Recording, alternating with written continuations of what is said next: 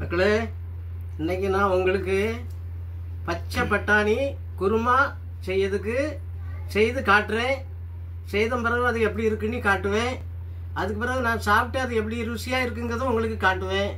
இப்போ பட்டாணி செய்யறதுக்கு எல்லா பொருளும் ரெடியாக எடுத்து வச்சுருக்கேன். இது வந்து பச்சை பட்டாணின்னா நீங்கள் காஞ்ச பட்டாணியே நான் தண்ணியில் நனைய போட்டு எடுத்து வச்சுருக்கோன்னு நினைக்கக்கூடாது. இது வந்து ஃப்ரெஷ்ஷாக தோட்டத்திலிருந்து பறிச்சுட்டு உடைச்சி எடுத்த பச்சை பட்டாணி.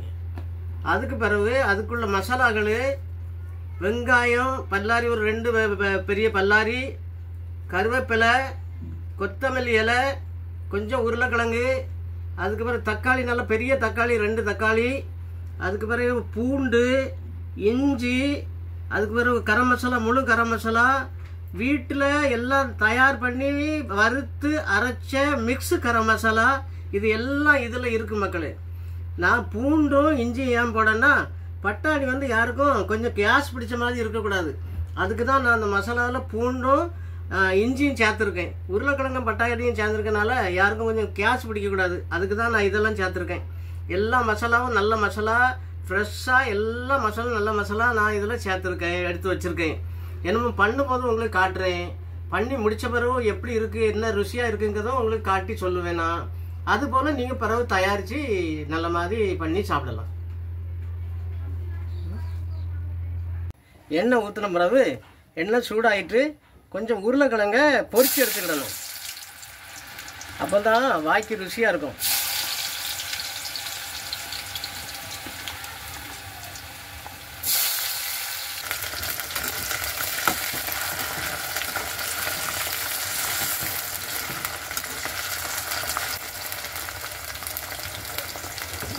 இது நல்லா மக்களே எண்ணெயில் நல்லா ஃப்ரை பண்ணி எடுத்துருக்கு. இதை என்ன பச்சை பட்டாணி குருமாவில் நான் மிக்ஸ் பண்ணுவேன். அப்போ கொஞ்சம் அந்த பொரிச்ச பட்டடா போட்டிருக்கிறதுனால வாய்க்கு ருசியாக மனமாக இருக்கும். அதனால் இது போடுறேன். இந்த உருளைக்கிழங்கு ஒரு பெரிய உருளைக்கிழங்கு வெட்டி அதை பொரிச்சிருக்கேன். அதை உருளைக்கிழங்க பொரிச்சியாக எடுத்திருக்கேன்னா இதை பொரிச்சு போட்டால் கொஞ்சம் வாய்க்கு ருசியாக இருக்கும், கொஞ்சம் மனமாக இருக்கும், நல்ல கலரும் நல்லா இருக்கும். இது பட்டாணி குருமாவுக்கு இந்த உருளைக்கிழங்குல கொஞ்சம் பொரிச்சு போட்டால் நல்லா அழகாக ருசியாக இருக்கும். அதனால் பொரிச்சு வச்சுருக்கேன். என்ன மக்களே, இப்போ நான் முதல்ல சீரகம் போடுறேன். கொஞ்சம் சீரகம்னா ரொம்ப போடலை. இந்த கையில் ஒரு விரலில் இப்படி பிடிச்சி தான் போடுறேன். சீரகம் போட்டிருக்கேன். அதுக்கு பிறகு சீரகம் கொஞ்சம் பொரியுது, கொஞ்சம் பொரியட்டு போடுறேன். கருவேப்பிலை,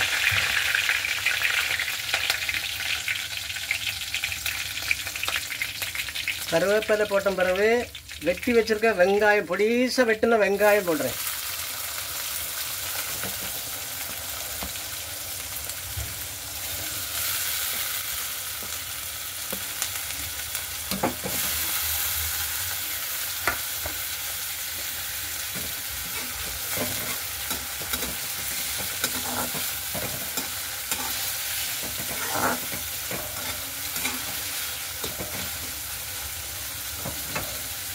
வெங்காயம் நல்லா வறுத்து வந்துட்டு அதில் நான் கொஞ்சம் முழு இந்த கரம் மசாலா சேர்க்குறேன். கரம் மசாலா முழு கரம் மசாலா, பவுடர் இல்லை, முழு கரம் மசாலா சேர்த்துருக்கேன்.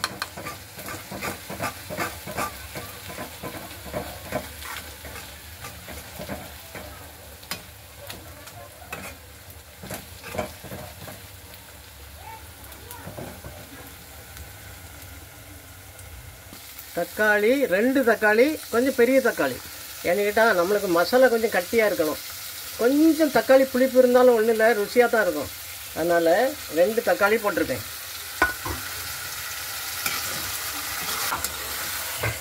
கொஞ்சம் மஞ்சள் பவுடரு சேர்க்குறேன். மஞ்சள் பவுடரு கொஞ்சமாக சேர்த்துருக்கேன்.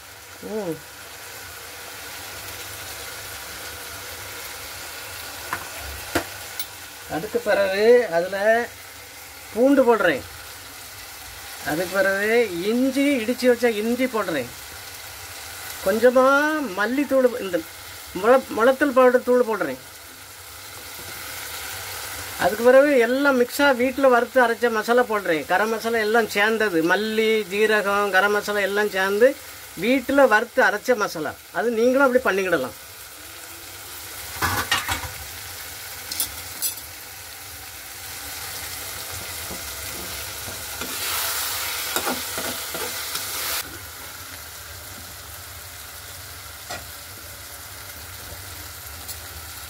குருமாவுக்கு எவ்வளோ உப்பு சேர்க்கணுமோ அதுக்கு தகுந்தால உப்பு நான் எல்லாம் போட்டிருக்கேன். பிறகு பார்த்துட்டு கொஞ்சம் போட்டுக்கலாம், கொஞ்சம் குறையாக தான் போட்டிருக்கேன். முதல்ல கூடுதலாக போடக்கூடாது, முதல்ல குறைச்சி போட்டுக்கணும். பிறகு நம்ம சாப்பிட்டு பார்த்து கொஞ்சம் போட்டுக்கிடலாம்.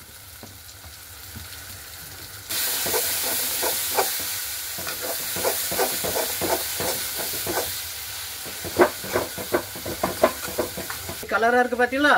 இப்படி கலராக இருக்கணும் மசாலா. இப்படி கலராக இருந்தால் தான் நம்மளுக்கு வாய்க்கு ருசி வரும்.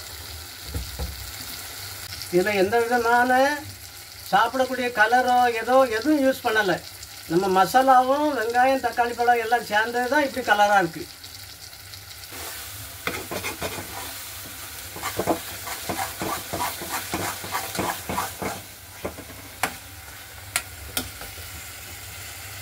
இப்போ நான் இந்த மசாலாவில் இதை மிக்ஸ் பண்ணுறேன்.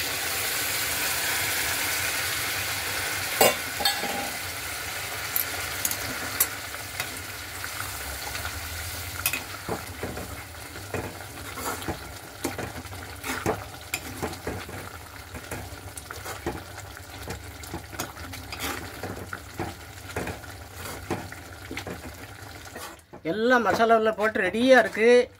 அதுக்கு பிறகு அதில் பொரிச்சு வச்சுருந்த உருளைக்கிழங்கு யூஸ் பண்ணுறேன்.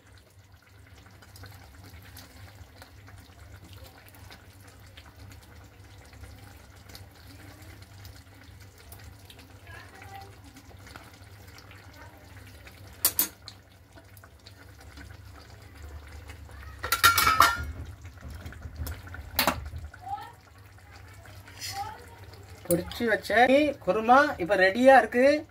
இப்போ பண்ணின பிறகு எப்படி கலராக இருக்குன்னு பாருங்கள்.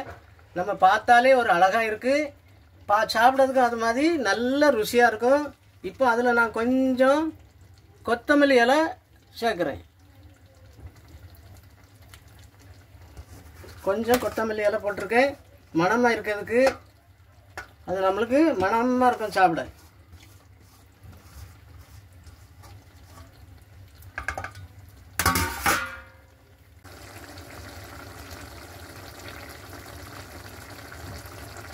பண்ணி இறக்குனேன், அதனால சூடா இருக்கு.